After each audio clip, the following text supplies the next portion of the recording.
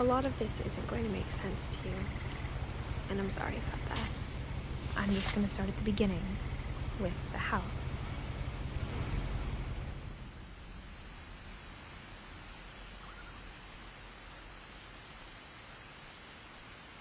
Someone had put up a chain link fence, but it looked like I wasn't the first person to hop it.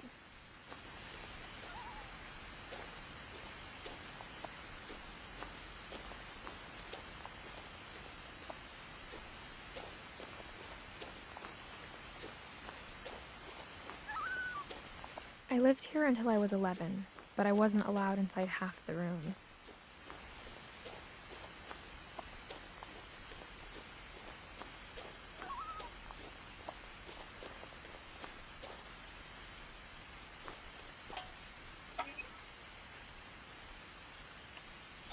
Inside the mailbox were bills from 7 years ago, marked urgent, open immediately.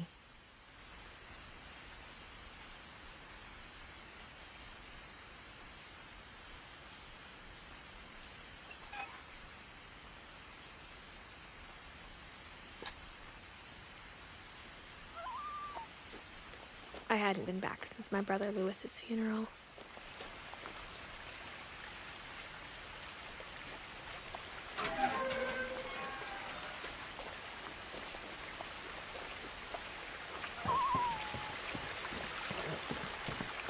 In her will, my mother left me a key, but didn't tell me what it unlocked. Maybe she thought I'd know. Or she thought that the mystery would be enough to bring me back.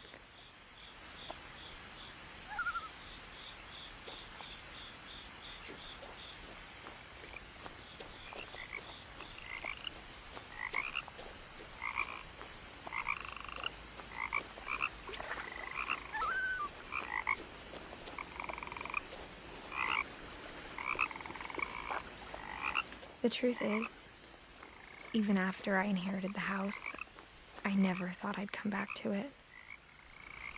But now I had questions about my family that only the house knew the answers to.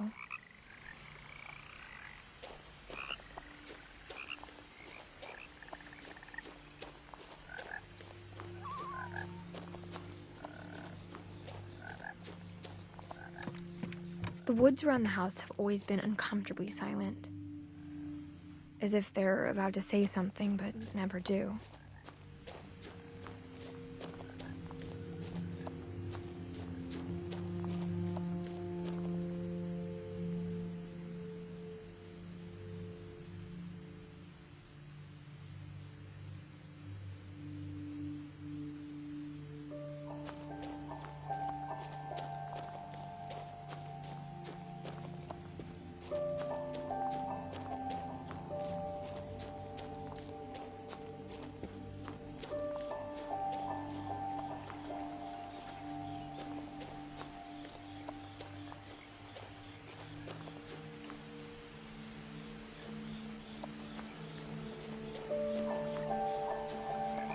The house was exactly like I remembered it, the way I'd been dreaming about it.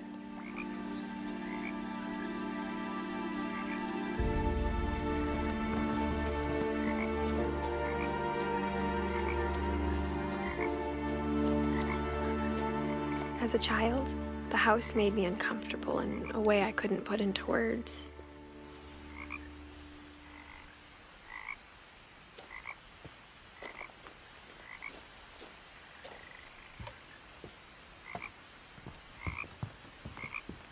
Now, as a 17-year-old, I knew exactly what those words were.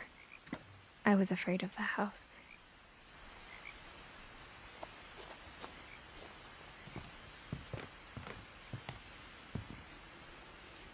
I hoped the key might unlock the front door. It didn't. Looking in, I felt like the house itself had been waiting for me.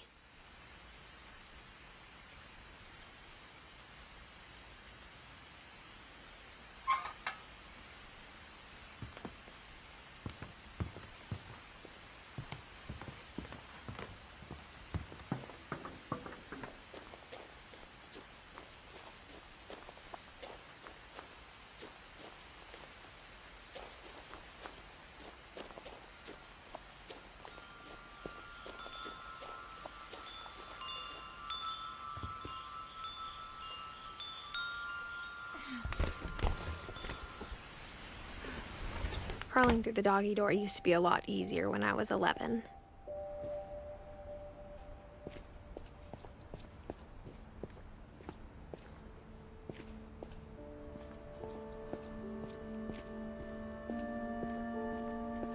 For the first time in years,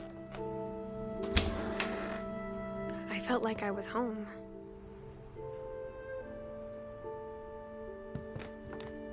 But instead of a family, there were just memories of one. Like how after Lewis started working at the cannery, we all got sick of eating salmon, except our cat, Molly.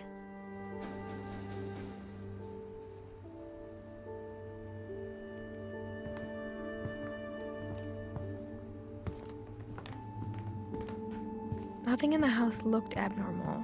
There was just too much of it, like a smile with too many teeth. The table was still a wreck from the night we left. It was like a bomb had gone off, killing everyone but sparing the furniture.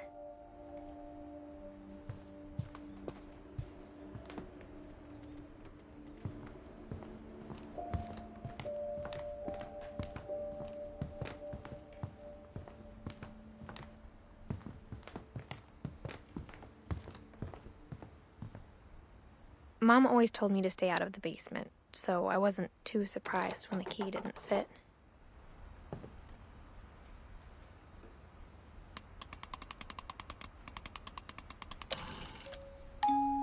Great-Grandpa Sven built a music box for Barbara, along with the rest of the house.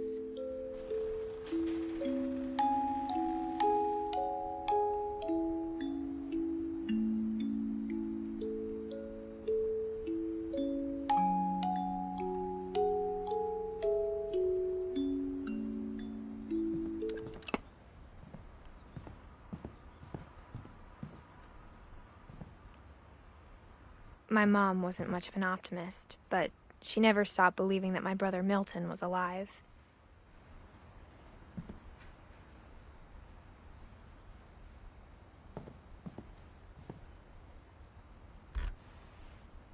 Edie told me once that every Finch who ever lived is buried somewhere in the library.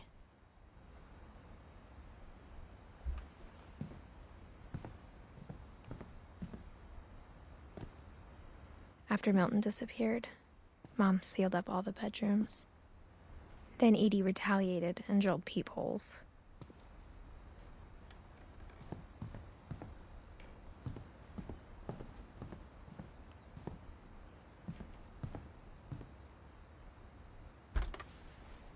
My Grandpa Sam spent 7 years sharing a room with his dead brother, Calvin.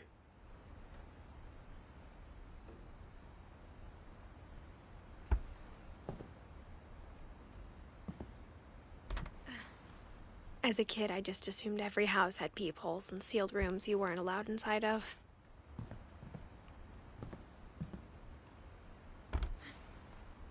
The last time I was in Edith Sr.'s room, I was 10 and she was painting my portrait.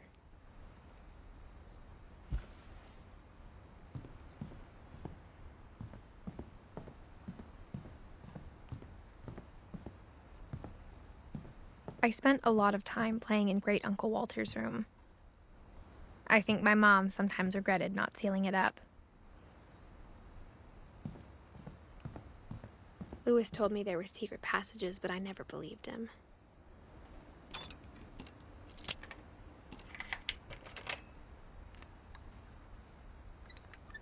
Turns out, my mom was really good at keeping secrets. Now it was time to find out what my mom had been afraid of.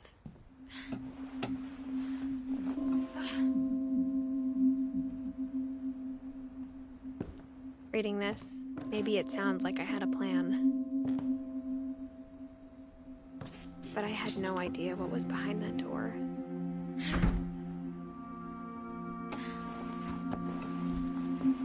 Just like I had no idea where all this was gonna lead.